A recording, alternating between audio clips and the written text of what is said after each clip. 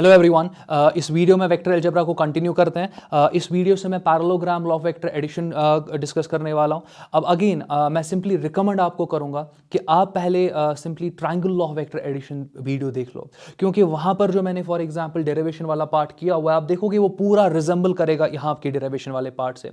तो अगर आप वहां पर वो सारा देखोगे तो यहाँ पर फिर वो आपको हेल्प करेगा। तो अगेन उस वीडियो का मैंने लिंक डिस्क्रिप्शन में रखा होगा, आप उसको भी चेक कीजिएगा और फिर रादर पहले उसी को चेक कीजिएगा और फिर आप इस वीडियो को कंटिन्यू कीजिएगा। तो स्टार्ट मैं यहां पे करता हूं parallelogram law of vector addition. अगर मैं डायरेक्टली पहले इसका स्टेटमेंट कहूं आपको, अगेन ये जो स्टेटमेंट आपको दिख रहा है यहां पे, ये स्टेटमेंट आपको बोर्ड एग्जामिनेशन में पूछा जाता है। वहां आपको बोला जाता है state parallelogram law of vector addition. तो करना कुछ नहीं है, आपको बस ये स्टेटमेंट वहां पे लिख देना है और आप कंप्लीट स्कोर वहां पे कर दोगे। फर्दर और एक इंपॉर्टेंट पॉइंट, जब मैं parallelogram law of vector addition की बात कर रहा हूं आप सिंपली आगे देखने वाले हो कि ये triangle law of vector addition की तरह ही आपको सामने आ जाएगा। सिर्फ थोड़ा यहां पर आपको विजुअलाइज करना होगा, आपको खुद पता चलेगा कि पैरेललोग्राम लॉ कुछ नहीं है, वो ट्रायंगल लॉ जैसा ही है। रादर पैरेललोग्राम लॉ में अगेन आप ट्रायंगल लॉ ही आगे जाके उसी को फिर फॉर एग्जांपल सॉल्व करते हो फॉर योर एनालिसिस। चलो फर्दर देखते हैं। अगर मैं parallelogram law of vector addition की बात करूं, इसके स्टेटमेंट की बात करूं, तो according to this law if two vectors are represented by two adjacent sides of a parallelogram drawn from a common point, that means यहां पर आपको इस डेफिनेशन के हिसाब से दो वेक्टर्स लेने हैं, वो दोनों वेक्टर्स आपको कॉमन पॉइंट से ड्रॉ करने हैं। कहने का मतलब दोनों वेक्टर्स को इनिशियल होने जाए। पेन डाउन करो इस पॉइंट को। जब भी आप parallelogram law of vector addition की बात करते हो ना, जिन दो वेक्टर्स को आप फॉर एग्जांपल इस तरीके से ऐड करना चाहते हो, उन दोनों वेक्टर्स को आपको पहले क्या लेना पड़ेगा, को इनिशियल लेना पड़ेगा। चलो फर्दर देखते हैं। Then diagonal of that parallelogram, तो फिर आपको डायगोनल लेना होगा। पैरेललोग्राम में तो दो डायगोनल होते हैं, बट यहां पर आप देख लो कि कौन सा डायगोनल लेना होता है। Then diagonal of that parallelogram drawn from same common point. That means जो आप यहां पे डायगोनल ड्रॉ करोगे वो डायगोनल और आपके दो वेक्टर जो कोइनिशियल थे, ये तीनों वेक्टर्स कोइनिशियल होने चाहिए। रिपीट, आपके पास अगर दो वेक्टर्स है, ए वेक्टर बी वेक्टर, वो दोनों को आपको कोइनिशियल लेना पड़ेगा पहले, क्योंकि डेफिनेशन आपको बोल रहा है। फिर फाइनली अगर आप यहां पर रिजल्टेंट वेक्टर ड्रॉ करना चाहोगे, रिजल्टेंट वेक्टर आपका डायगोनल से रिप्रेजेंट होता है यहां पे इस लॉ में, और वो डायगोनल जो है वो कौन सा वाला डायगोनल लोगे, क्योंकि आपके पैरेललोग्राम में तो दो डायगोनल्स होते हैं।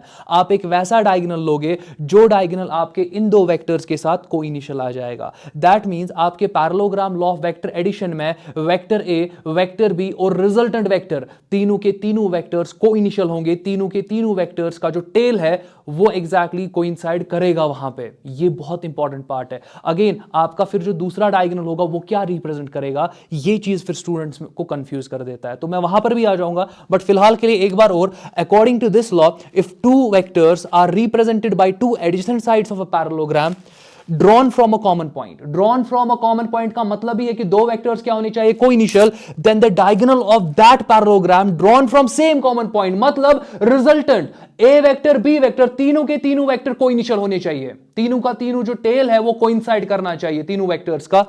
Represents the resultant both in magnitude and direction.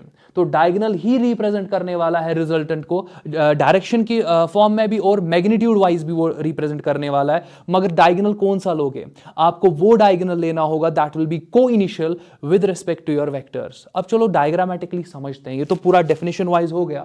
Hopefully मैंने यहां पे फोकस किया इंपॉर्टेंट पॉइंट्स पे, आपने समझा कि मैंने किन पॉइंट्स पे फोकस किया, और आगे जाके जब भी दो वेक्टर्स पर आप parallelogram law of vector addition apply करोगे तो आपको दिमाग में रखना है कि दो वेक्टर्स कोइनिशियल, रिजल्टेंट भी होना चाहिए इन दो वेक्टर्स के साथ कोइनिशियल। चलो डायग्रामेटिकली समझते हैं।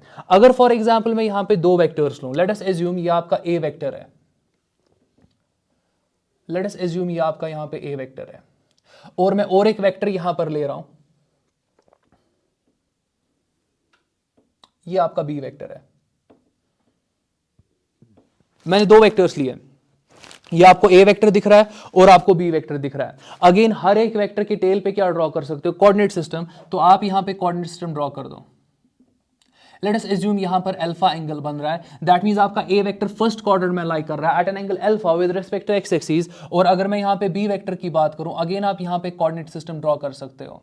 लेट अस एज्यूम कि आपका ये जो बी वेक्टर है ये आपके एंगल बीटा पर यहां पर है। अगेन आप देख सकते हो कि आपके फोर्थ क्वाड्रेंट में है। स्टेप नंबर 1, बिकॉज अब हम फॉर्मेशन की बात करने वाले हैं, अब मैं इसी पूरे स्टेटमेंट को ज्योमेट्रिकली यहां पे रिप्रेजेंट करना चाहता हूं। तो आपको पॉइंट्स को याद रखना होगा। पॉइंट नंबर 1, जिन दो वेक्टर्स पे आप parallelogram law of vector addition apply करना चाहते हो उन दो वेक्टर्स को पहले कोइनिशियल ले लो। कोइनिशियल का मतलब इन दोनों का टेल क्या करना चाहिए, कोइंसाइड करना चाहिए। तो चलो मैं यहां पर एक कोऑर्डिनेट सिस्टम लेता हूं। मैं यहां पर एक कोऑर्डिनेट सिस्टम लेता हूं। ये मैंने कोऑर्डिनेट सिस्टम ले लिया। इस कोऑर्डिनेट सिस्टम में मुझे ए वेक्टर को रिप्रेजेंट करना है। पहले क्वाड्रेंट में रिप्रेजेंट करूंगा एट एन एंगल अल्फा, तो आपका ए वेक्टर ये होने वाला है। ये आपका ए वेक्टर होने वाला है एट एन एंगल अल्फा। ये आपका यहां पे ए वेक्टर है। बहुत आसान, मुश्किल होना नहीं चाहिए कहीं पे भी। अब अगर मैं बी वेक्टर की बात करूं, वो तो फोर्थ क्वाड्रेंट में है। अगर आपका बी वेक्टर फोर्थ क्वाड्रेंट में है, वो एक्स एक्सिस का कितना एंगल बना रहा है, बीटा एंगल बना रहा है। तो लेट अस एज्यूम ये आपका यहां पर बी वेक्टर है और ये अगेन एक्स एक्सिस के साथ कितना एंगल बना रहा है, बीटा। अच्छा, इंपॉर्टेंट पॉइंट देख लो, ये आपके दो वेक्टर्स है, दोनों वेक्टर्स का टेल कोइंसाइड कर रहा है। दैट मींस दो वेक्टर्स कोइनिशियल है। तो दो वेक्टर्स के बीच का जो स्मॉलेस्ट एंगल होगा वही होगा ना एंगल बिटवीन वेक्टर्स। यहां पर मैं लिखता हूं ये पॉइंट कि आपका एंगल बिटवीन वेक्टर्स जो यहां पर है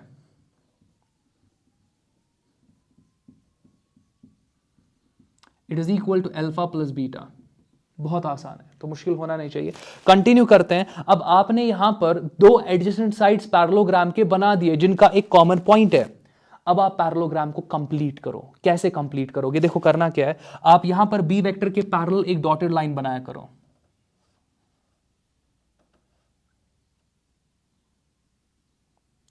तो आप यहां पे बी वेक्टर के पैरेलल एक डॉटेड लाइन बनाया करो। फिर आप ए वेक्टर के पैरेलल यहां पर एक डॉटेड लाइन बनाओ। ये देख लो। दैट मींस आप देख सकते हो कि मैंने पैरेललोग्राम को कंप्लीट किया। आपका अगर ये ए वेक्टर है, आप समझो अगर ये आपका ए वेक्टर है, इसका मैग्नीट्यूड यहां से लेकर यहां तक है, ये भी तो ए वेक्टर ही होगा ना, क्योंकि ये दो पैरेलल है।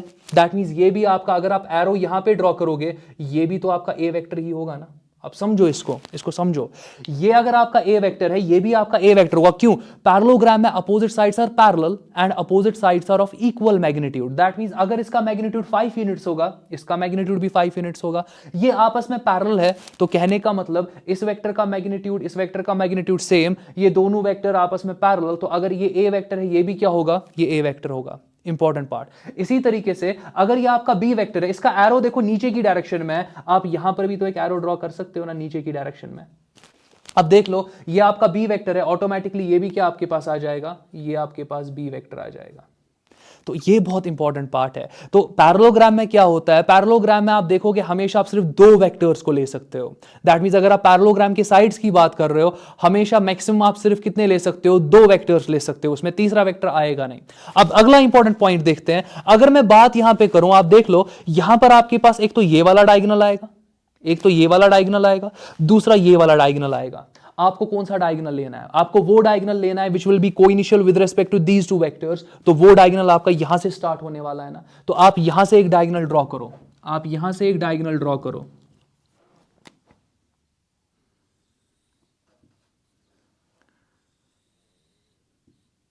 ये आपके दो वेक्टर्स का रिजल्टेंट रिप्रेजेंट करेगा। अब आप सोचो कि ये वाला डायगोनल क्यों नहीं लिया, मैं बताऊंगा वो भी, बट फिलहाल के लिए जो मैंने डायगोनल लिया, मुझे डायगोनल इस स्टाइल से लेना है कि आपका डायगोनल, आपका ए वेक्टर, आपका बी वेक्टर, तीनों के तीनों क्या होने चाहिए, कोइनिशियल होने चाहिए। तो मैंने वही चीज दिमाग में रखी और ये वाला डायगोनल जो है इसी को मैंने यहां पे रिजल्टेंट माना। अब यहां पर आप देख लो कैसे ट्रायंगल लॉ फॉलो होता है, समझने की कोशिश करो। ये आपका बी वेक्टर है, ये आपका ए वेक्टर है, आप देख लो ये सेम ऑर्डर में है। ये बी वेक्टर है, ये ए वेक्टर ही है ना, क्योंकि ये अगर ए वेक्टर है इसको भी ए वेक्टर होना पड़ेगा। ये बी वेक्टर है, ये ए वेक्टर है, सेम ऑर्डर में है। ये रिजल्टेंट वेक्टर अपोजिट ऑर्डर में है, तो ये रिजल्टेंट वेक्टर आपका यहां पर क्या होने वाला है, बी वेक्टर प्लस ए वेक्टर।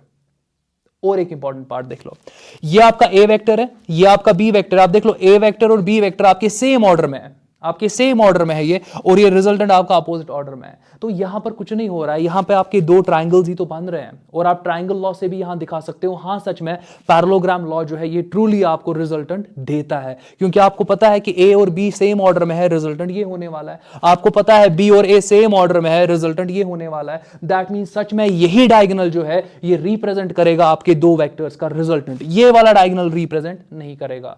तो अगला पॉइंट यही होगा ना कि ये डायगोनल फिर रिप्रेजेंट क्या करेगा, जाएगा। चलो मैं ये डायगोनल ड्रॉ करता हूँ, चलो ये डायगोनल मैं ड्रॉ यहाँ पे करता हूँ, आप देखते जाओ, मैं यहाँ से ये डायगोनल ड्रॉ करता हूँ। अब एरो तो कहीं से भी रख सकते हैं, बट फिलहाल के लिए चलो मैं एरो ऐसे रख रहा हूँ। ये देख लो मैंने डायगोनल ड्रॉ किया। अब समझो, अब देखते जाओ यहाँ पे आपका ये a vector, let this be c vector, ये जो मैंने डायगोनल ड्रॉ किया ना, let this be c vector. आप जरा देख लो, आपका यहाँ पे ए वेक्टर और सी वेक्टर सेम ऑर्डर में है, आपका ए वेक्टर और सी वेक्टर यहां पर सेम ऑर्डर में, चेक कर लो, ये आपका ए वेक्टर है, ये आपका सी वेक्टर है, ये दोनों यहां पर सेम ऑर्डर में है, बी वेक्टर आपका अपोजिट ऑर्डर में है। दैट मीन्स आपका जो बी वेक्टर है वो इन दो वेक्टर्स का रिजल्टेंट है। कहने का मतलब आप लिख सकते हो कि आपका जो यहां पे बी वेक्टर है it is equal to A vector plus C vector. And again ये जो रिजल्टेंट मैंने यहां पे बात की, ये रिजल्टेंट आपका कुछ नहीं, यहां पर आप लिख सकते हो कि आपका आर वेक्टर कुछ नहीं है, ये a vector plus B vector ही है, क्योंकि आप ट्रायंगल लॉ यूज कर सकते हो। सिमिलरली अब मैंने ये वाला डायगोनल ड्रॉ किया ना, अब ये वाला डायगोनल जब मैंने ड्रॉ किया, मैंने बोला चलो ये डायगोनल आपका सी वेक्टर हो गया, तो मैंने सी वेक्टर इसको रख दिया। अब मैं आपको ये बता रहा हूं कि आपके पास यहां ए वेक्टर और सी वेक्टर सेम ऑर्डर में है, बी वेक्टर अपोजिट ऑर्डर में है। अगेन ट्रायंगल लॉ मैंने आपको डिस्क्रिप्शन में रखा है लिंक, उसको पहले देख लो, तब आपको पूरा क्लियर होगा कि ऑर्डरिंग ऑफ वेक्टर्स क्या होता है। तो यहां पर मैं बोल रहा हूं कि ए और सी सेम ऑर्डर में है, इन दोनों का एडिशन आपको क्या देगा, बी वेक्टर देगा, तो दोनों का एडिशन बी वेक्टर दे रहा है। मगर आपके नोन वेक्टर्स कौन कौन थे, ए और बी थे ना, तो मैं बोल सकता हूं कि अगर आप ए वेक्टर को यहां ट्रांसपोज करोगे, आपका बी वेक्टर माइनस ए वेक्टर जो है ये आपका सी वेक्टर आ जाएगा। दैट मीन्स ये वाला जो डायगोनल है आपका, अगर आप इसको एज अ वेक्टर लोगे, ये रिप्रेजेंट करेगा difference between the two vectors, difference between the two vectors.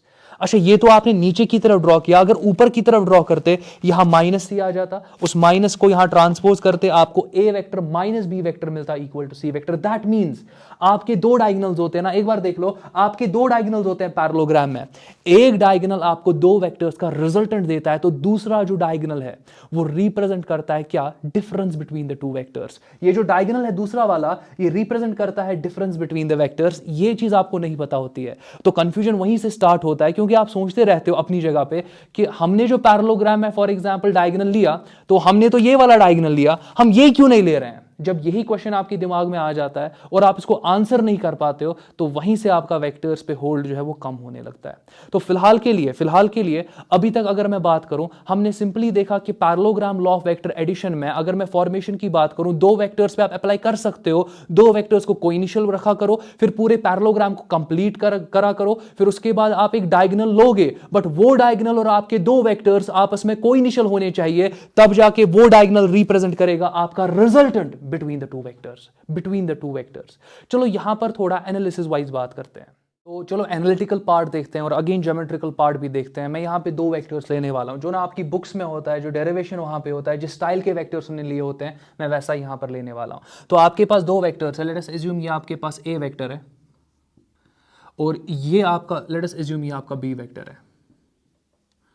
तो अगेन आपको करना क्या है, आपको दो वेक्टर्स देकर है ना, इनको पहले क्या बनाओगे, आप इनको को इनिशियल पहले बनाओगे, ये इंपॉर्टेंट पार्ट है ना। तो चलो फॉर्मेशन की बात करते हैं। यहां पर अगेन आप देख सकते हो कि मैंने कोऑर्डिनेट सिस्टम बनाया, यहां पर लेट अस अज्यूम कि आपका जो बी वेक्टर है ये थीटा एंगल बना रहा है with respect to X axis. तो फॉर्मेशन में पहले क्या करोगे, फॉर्मेशन में पहले आप इन दो वेक्टर्स को को इनिशियल बनाओगे। तो दैट मीन्स मैं यहां पर पहले ए वेक्टर लेने वाला हूं, ये देख लो मैंने ए वेक्टर ले लिया। अगेन ए वेक्टर की टेल पे आप कोऑर्डिनेट सिस्टम ड्रॉ करो, क्योंकि कोई इनिशियल बनाना है ना। तो अब यहां पर आपका जो बी वेक्टर है वो थीटा एंगल बना रहा है और वो पहले क्वाड्रेंट में लाई कर रहा है। तो देख लो मैं यहां पे बी वेक्टर बना रहा हूं, और आपको पता है कि यहां पर ये थीटा एंगल आपका आ जाएगा। मैं बोल सकता हूं कि ए वेक्टर और बी वेक्टर के बीच में एंगल थीटा ही होगा, तो डायरेक्टली मैं यहां पे बोल सकता हूं angle between vectors it is equal to theta. Again मैं और एक बार और एक पॉइंट बताऊंगा कि आपके पास वेक्टर्स में अगर आपको दो वेक्टर का मैग्नीट्यूड पता, उन दो के बीच का एंगल पता, आप कुछ भी कर सकते हो, मल्टीप्लीकेशन, एडिशन, सब्ट्रैक्शन कुछ भी कर सकते हो। इंपॉर्टेंट पार्ट यही होता है। और आप देख सकते हो कि ए वेक्टर का कुछ ना कुछ मैग्नीट्यूड होगा, that will be A, B vector का कुछ ना कुछ मैग्नीट्यूड होगा, दैट विल बी बी, और इनके बीच का एंगल हमें पता है थीटा, हमें और कुछ नहीं चाहिए, बस हम सब कुछ यहां से डिराइव कर सकते हैं। फर्दर अब आप देख लो, अगला स्टेप आपका ये होता है, आपने तो कोइनिशियल बना दिया दो वेक्टर्स को, अगला स्टेप क्या होता है, पैरेललोग्राम कंप्लीट करना। तो चलो पैरेललोग्राम को कंप्लीट करते हैं। अब देख लो मैं पैरेललोग्राम को यहां पे कंप्लीट करने वाला हूं।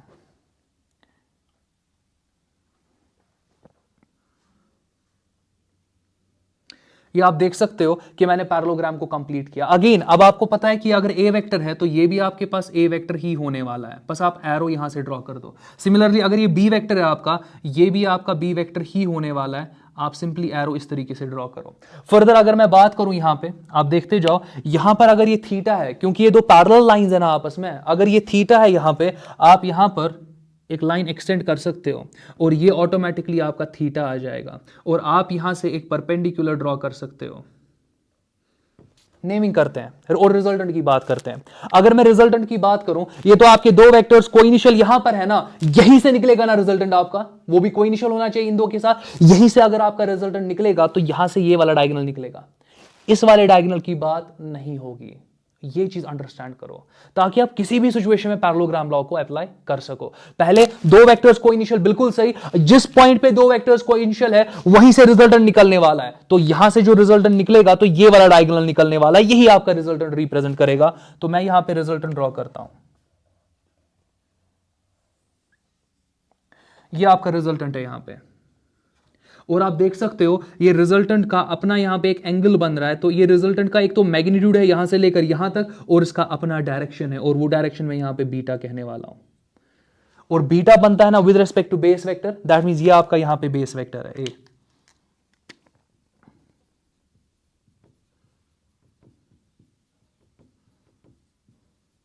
नेमिंग, यहां पर लेट अस एज्यूम ये आपका ओ है, लेट अस एज्यूम कि ये आपके पास यहां पर पी है, ये आपके पास यहां पे Q है, और ये आपके पास यहां पे R है। तो मैंने नेमिंग तो कर ली ना। अब यहां पर अगर मैं बात करूं, अब देखते जाओ, यहां पर आपके पास ये वाला जो पार्ट है ये तो B है। अगर मैं मैग्नीट्यूड वाइज सिर्फ बात करूं, अब वेक्टर वाइज बात नहीं करेंगे, अब सिर्फ मैग्नीट्यूड वाइज में बात करने वाला हूं, तो ये वाला जो आपके पास पार्ट है, PR वाला जो पार्ट है आपके पास, ये आपके पास B है। अब देख लो यहां पर अगर ये थीटा आपके पास है, आप डायरेक्टली यहां पर इस ट्रायंगल को पहले ले लो। देख लो मैं क्या कर रहा हूं, स्टेप नंबर वन देख लो मेरा, मैं सिंपली ट्रायंगल PQR ले रहा हूं। तो ट्रायंगल PQR, और ये राइट एंगल है एट Q। ये मैंने कंस्ट्रक्शन खुद से करी। अगेन मैं थोड़ा फास्ट क्यों जा रहा हूं, क्योंकि ये सारा कुछ हमने किया हुआ है ट्रायंगल लॉ वेक्टर एडिशन में, जिसका लिंक आपको डिस्क्रिप्शन में मिलेगा। तो यहां पर अगर मैं बात करूं, आप डायरेक्टली देख लो, आप पहले साइन थीटा लिख दो। साइन थीटा आपके पास होता है परपेंडिकुलर बाय हाइपोटेन्यूज। थीटा के अपोजिट वाला साइड आपका PQ है, वही आपका परपेंडिकुलर होगा। और हाइपोटेन्यूज की अगर मैं बात करूं तो वो आपका यहां पे B वाला वेक्टर है, तो आप यहां पे डिवाइड B से करोगे। तो डायरेक्टली मैं बोल सकता हूं ना कि आपका जो PQ यहां पर है, it is equal to B times sine of theta. Similarly इसी ट्रायंगल में आप cos थीटा ले लो। cos थीटा आपका होता है बेस बाय हाइपोटेन्यूज। थीटा का एडजेसेंट साइड जरा देख लो, इस ट्रायंगल में इस थीटा का एडजेसेंट साइड आपका यहां पर RQ है, तो आप यहां पे डायरेक्टली RQ लिख दो। और हाइपोटेन्यूज तो सेम आपका B ही आ जाएगा, दैट मींस मैं QR कहूं या RQ कहूं, ये आपके पास B times cos of theta आ जाएगा। तो होपफुली अभी तक कहीं पे डाउट नहीं होगा आपको। अब अगला स्टेप क्या होने वाला है, अगला स्टेप आपके पास ये है कि आपके पास ट्रायंगल OPQ है ना, इस ट्रायंगल OPQ में आप सिंपली पाइथागोरस थ्योरम अप्लाई करो। तो मैं यहां पे आप क्या लेने वाला हूं, स्टेप नंबर 2, ट्रायंगल POQ। आप एक बार और देख लो, triangle PO and Q, again it is right angle at Q। मुश्किल होना नहीं चाहिए, तो यहां पर मैं बोल सकता हूं apply Pythagoras theorem. Apply Pythagoras theorem, जब आप पाइथागोरस थ्योरम अप्लाई करोगे, आपको पता है कि आपके पास OP स्क्वायर, आपके पास यहां पर OP स्क्वायर जो होने वाला है, it is equal to OP square, it is equal to PQ square plus QO square. तो it is equal to PQ square plus QO square. तो मुश्किल होना नहीं चाहिए। अच्छा, OP जो आपके पास है वो तो R है ना, तो आप लिख सकते हो R square. It is equal to PQ की बात करते हैं, यहां पर जो आपके पास PQ है वो तो हमने निकाला है ना, PQ is B sine theta, आप इसको लिख सकते हो, it is B sine theta whole square plus. अब QO की बात करते हैं, यहां पर आपका जो QO है ये आपका OR का बना है, OR कुछ नहीं वो आपका A है, और ये आपका यहां पे RQ का बना है, RQ हमने यहां पे निकाल दिया है। कहने का मतलब आप OQ की जगह पर OR प्लस RQ लिख सकते हो, OR प्लस RQ लिख सकते हो, इसी का स्क्वायर आपको मिल जाएगा। चलो फर्दर कंटिन्यू करते हैं। तो आपके पास यहां पर R स्क्वायर अपनी जगह पे, इट इज इक्वल टू यहां पर B साइन थीटा का होल स्क्वायर अपनी जगह पे, फिर प्लस आपके पास ये ओ आर वाला पार्ट जरा देख लो। आपके पास ओ से लेकर आर तक जो है वो तो ए वेक्टर रिप्रेजेंट करता है, ए वेक्टर का आपके पास मैग्नीट्यूड ए है, तो आप यहां पे सीधे लिखोगे ए, फिर प्लस आपके पास यहां आर क्यू है, मगर आर क्यू या क्यू आर की अगर मैं बात करूं वो तो बी कॉस थीटा है, तो ये बी कॉस थीटा आ जाएगा, और भूलोगे नहीं किसको, स्क्वायर को। चलो कंटिन्यू मैं करता हूं, मैं लिख सकता हूं यहां पे are square it is equal to B square, यहां पर आपके पास आ जाएगा साइन स्क्वायर थीटा, प्लस आपके पास यहां पर ए प्लस बी का होल स्क्वायर फॉर्मूला यूज कर सकते हो। कहने का मतलब ये आ जाएगा ए स्क्वायर, फिर आपके पास आएगा b square cos square theta, फिर प्लस आपके पास आएगा twice a b cos theta. मैंने कुछ नहीं किया, a square plus b square plus twice a b, तो ट्वाइस, फिर पहला टर्म ए था और दूसरा टर्म बी कॉस थीटा था, मैंने वही लिख दिया। फर्दर अगर मैं यहां पे आपको दिखाऊं, आप लिख सकते हो R square it is equal to A square plus आप यहां पे देख लो बी स्क्वायर, और बी स्क्वायर कॉमन निकाल सकते हो, तो बी स्क्वायर को कॉमन निकाल दो, ब्रैकेट में रहेगा sine square theta plus cos square theta, और यहां पर फिर आपके पास plus twice a b cos theta रह जाएगा।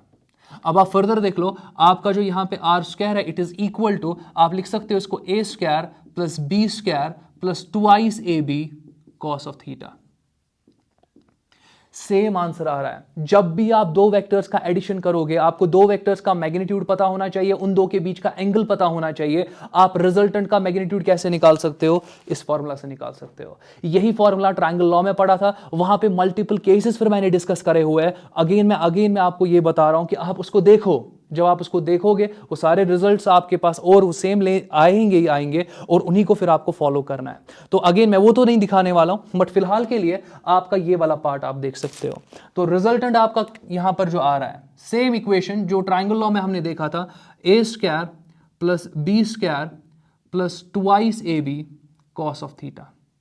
दैट मीन्स जब भी आपके पास दो वेक्टर्स होंगे, उन दो के बीच का रिजल्टेंट आपको निकालना है। आपको कुछ नहीं करना है, आपको उनका मैग्नीट्यूड पता होना चाहिए, तो a square plus b square plus twice a b, आपको उन दो वेक्टर्स के बीच का एंगल पता होना चाहिए, उसी का कोसाइन यहां पे लेना होता है। अब यहां पर अगर मैं टैन बीटा की बात करूं, बिकॉज बीटा रिप्रेजेंट करता है direction of your resultant with respect to base vector. मैं दिखाता हूं आपके पास यहां पर, अगर मैं टैन बीटा की बात करूं, अगेन आपका बीटा रिप्रेजेंट करता है रिजल्टेंट की direction with respect to base vector. With respect to base vector बहुत इंपॉर्टेंट है। तो टैन बीटा किसके बराबर आप लोगे, इट इज इक्वल टू, जरा देखते जाओ, टैन बीटा की अगर मैं बात करूं, वो आपके पास आएगा ना P Q divided by Q O. इसी बड़े ट्रायंगल में देख लो, इसी बड़े ट्रायंगल में देख लो, अगर मैं टैन बीटा की बात करूं, वो आपके पास आ जाता है परपेंडिकुलर बाय बेस। परपेंडिकुलर आपका पी क्यू है, बीटा के अपोजिट वाला साइड, और बेस यहां पर आपके पास ओ क्यू है। तो मैं लिख सकता हूं कि ये आपके पास P Q divided by O Q आने वाला है। और अगेन पी क्यू तो अपनी जगह पे रहेगा, बट ओ क्यू की जगह पे या क्यू ओ की जगह पे आप O R plus R Q लिख सकते हो, O R plus R Q. Hopefully कहीं पे डाउट नहीं होगा। जरा पी क्यू का वैल्यू देखो, बी साइन थीटा, देख लो टैन बीटा, पी क्यू की जगह पर आप देख लो बी साइन थीटा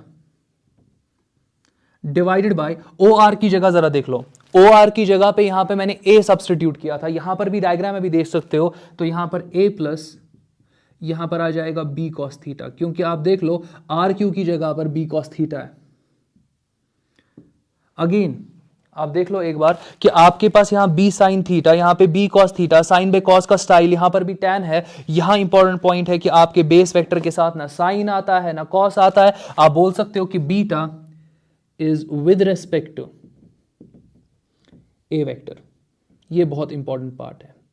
तो इनको पेन डाउन आप करोगे, इन रिजल्ट्स को आपने किए होंगे। अगर आपने वेक्टर लॉ ऑफ एडिशन में ट्रायंगल देखा होगा, ट्रायंगल लॉ ऑफ एडिशन, आपने वहां पेन डाउन ये सारे रिजल्ट्स किए होंगे। बट मैंने फिर भी क्यों दिखाया, क्योंकि आपके बोर्ड एग्जामिनेशन में क्वेश्चन किस स्टाइल का आता है कि state parallelogram law of vector addition and hence deduce the equation for resultant. So आपको करना कुछ नहीं है, ये इक्वेशन जो है यहाँ पे जो मैंने डिराइव किया है, ये सेम पूरा रेप्लिका है कहाँ का, जो आपने ट्रायंगल लॉ में पढ़ा है। सेम मतलब डेरिवेशन में भी आपको देख लो ये ट्रायंगल ही बन रहा है यहाँ पे, और फिर आप यहां एक्सटेंड कर रहे हो वो वगैरह सब कुछ, तो सेम यहां पर फॉलो हो रहा है। बट हां, हमने यहां पर पहले पैरेललोग्राम बनाया, पैरेललोग्राम के बाद ये कंस्ट्रक्शंस की, तो इसीलिए आप बोल सकते हो कि ये वाला जो एनालिसिस है हमने पैरेललोग्राम पे लगाया। दैट मींस हम parallelogram law of vector addition हमने फॉलो किया। और इंपॉर्टेंट पार्ट, आप triangle law of vector addition follow करो, parallelogram law of vector addition follow करो, आपको रिजल्टेंट सेम मिलेगा। रिजल्टेंट सेम मिलेगा। और आपको जो यहां पे एंगल मिल रहा है, जो आपका रिजल्टेंट बनाता है with respect to base vector, उसका इक्वेशन भी आपको यहां पर सेम मिलेगा, जो कि ये इक्वेशन है। और जब भी आप यहां पे रिजल्टेंट की डायरेक्शन की बात करोगे ना, it is always with respect to base vector. इसको याद रखा करो, it is not with respect to coordinate system, it is always with respect to base vector. With respect to X axis नहीं बात होगी, with respect to base vector आपकी बात होगी। तो आप देख सकते हो कि यहां पर आपके पास जो बीटा होगा it will be always with respect to base vector. अब यहां पर कंफ्यूजन हो सकता है, आप सोच सकते हो कि यहां पर ये तो बीटा है, अगर ये बीटा है तो ये विद रिस्पेक्ट टू ए लिया तब बेस वेक्टर है, मगर आप ये वाला एंगल भी ले सकते हो, लेट दिस बी अल्फा, तब जाके आपका बेस वेक्टर क्या होगा, बी होगा। जो अल्फा एंगल होगा with respect to B vector होगा। इस चीज का टेक केयर करना है। With respect to X, with respect to Y बात नहीं होगी, with respect to base vector होगी। तो इस वीडियो में इतना काफी है। नेक्स्ट वीडियो में हम सिंपली देखेंगे polygon law of vector addition, और उसके अगले वीडियो में हम बात करने वाले हैं कुछ प्रॉपर्टीज, मतलब वेक्टर एडिशन की कुछ इंपॉर्टेंट प्रॉपर्टीज के बारे में। बट आज के लिए इतना काफी। टेक